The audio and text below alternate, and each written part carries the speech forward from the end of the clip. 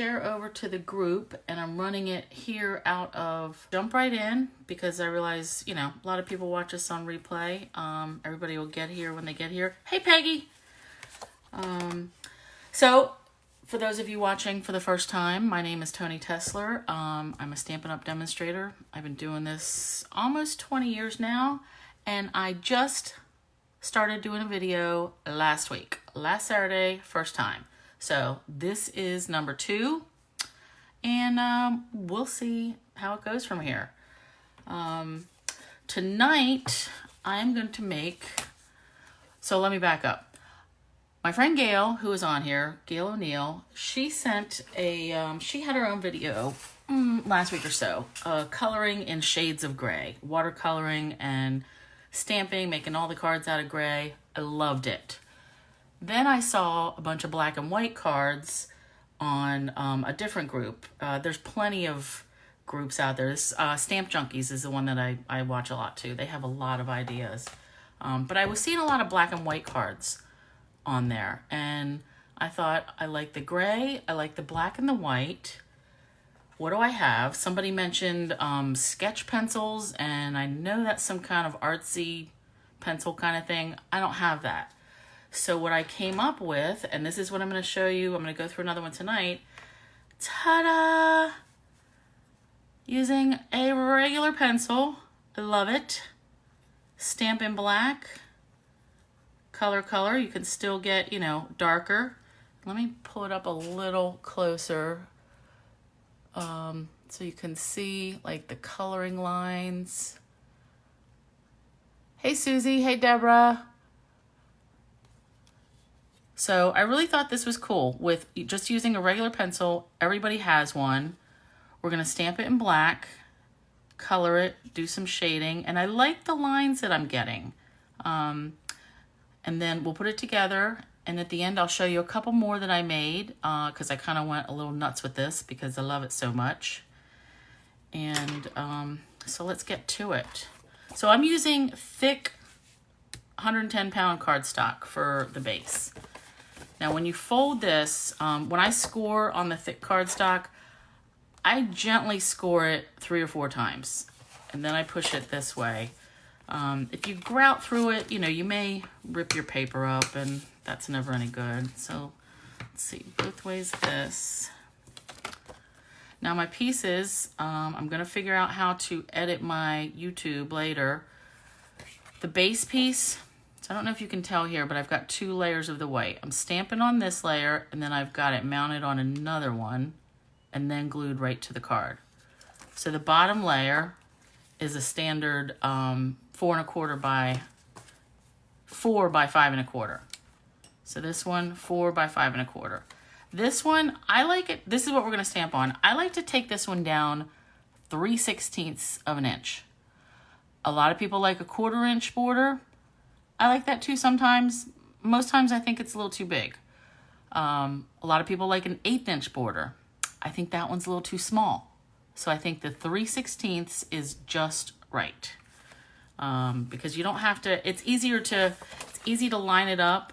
Like when you have an 1/8 inch border, sometimes it's just too tight and you get it crooked and then it's stuck down there and you're hosed. So, all right, now let me get we're gonna get to stamping. So I'm using the Beautiful Day stamp set because I can't get enough of this butterfly. I don't know why, I just like it. Clear, so I'm gonna put him on here. I don't want to get my nice placemat dirty, so this is what I use for stamping, and I will usually cover this completely before I throw it away, even though paper's cheap enough, right? All right, so I'm gonna ink this up. Now, I like just a black and white. You could do this in brown if you wanted, brown and vanilla. Anything like monotone, I think would be good. All right, so I'm gonna give this maybe off to the edge. I love it. Okay. Now I'm gonna leave the greeting till the end, because if I mess it up, Actually, you know what? Just in case I do mess it up, I should just do it now, right? Because then I can flip it over.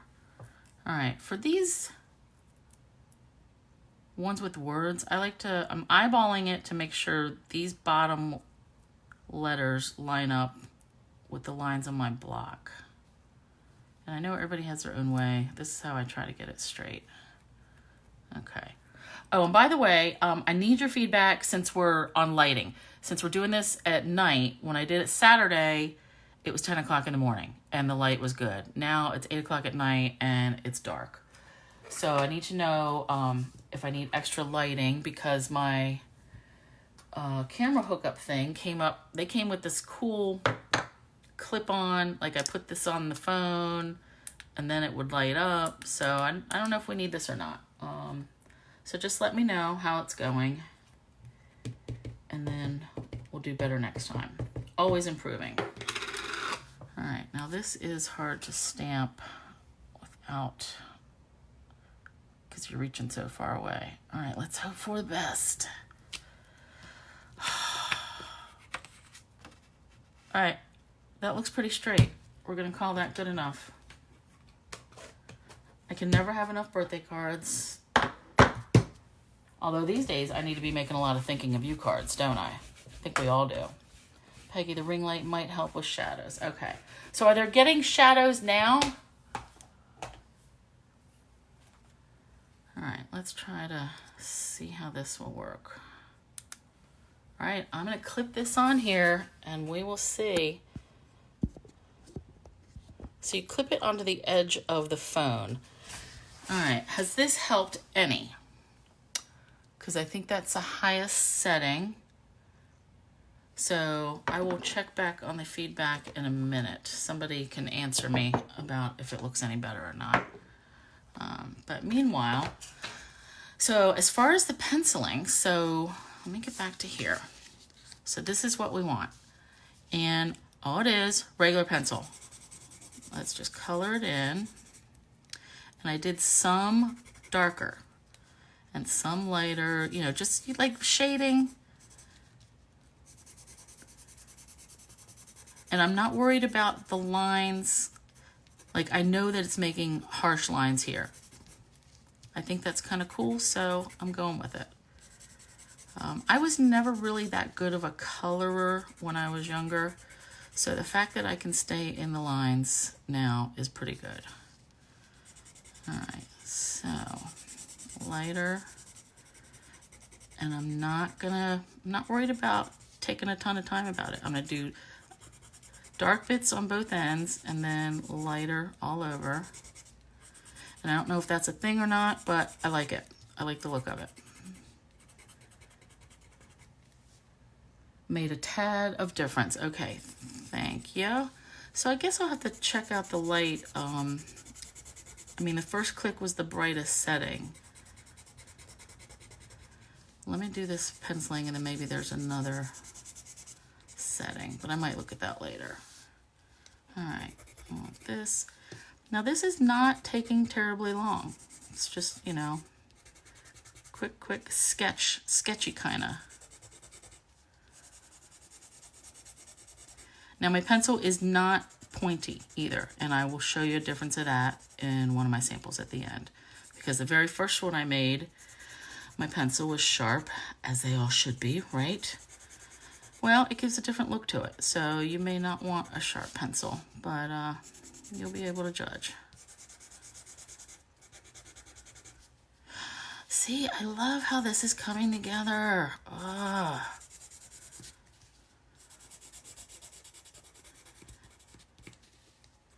And I thought this was a neat idea because everybody's probably got at least one pencil in their house laying in the junk drawer. Now, if you don't have a sharpener, you might have to go old school and sharpen it with a knife. All right.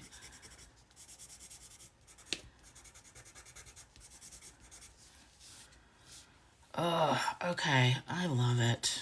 Oh my God. All right. Now, your next thought may be, oh, I remember my notebook when I was in junior high and all my pencil marks were smeary at the end. You would be correct. I would believe that this would smear all over the place. And if you can tell this one, see how I've got some things like this? That's on purpose, but to keep this sealed, some people use fixatives like hairspray or some other kind of spray on stuff, and I don't know, I don't really care for it to be tacky. So I found this stuff, Micro Distress Glaze, Tim Holtz puts it out, because this is used for distress oxides, like the inks that react with water. Once you make your project, you don't want it to react with water. So put this glaze on it, and it just says put it on with your finger, and that's what I've been doing. I got about that much. That might be too much. I don't know. So you just rub it in. It does not make your paper greasy. It does not make a stain. You will never notice. All right, so you just rub it on. And where did my paper towel go? Okay. Clean your finger off. And then you buff it off. And this is going to make a little bit of gray because I'm smearing it around. But that's okay. I kind of like that effect with the little gray. But here's this. So it does pull some of it up. Get this closer. Can you see? You still get that good effect. I love it. And I would trust this, like I would mail this and not worry about it like smearing anymore. I think it's good. I've used this stuff on a lot of things and it stays good. So that is the basic technique, and I'm going to attach and we will assemble the card. So I'm going to use my tape.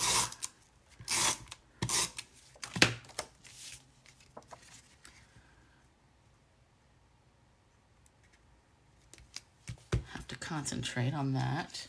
Now I want this one to be popped up, so I'm going to use a bunch of dimensionals.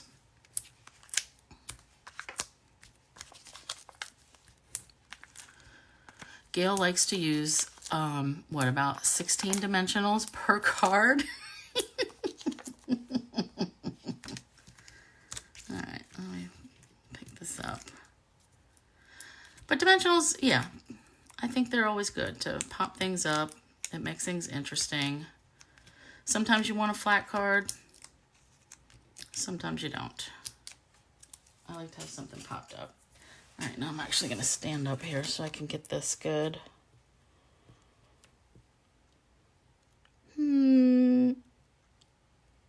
All right. Let's call that. Hopefully that's, yeah, that looks straight. All right, and then let's add some dimensionals. Let me use this size. So I like to go with the, 2 on one side, 1 on the other,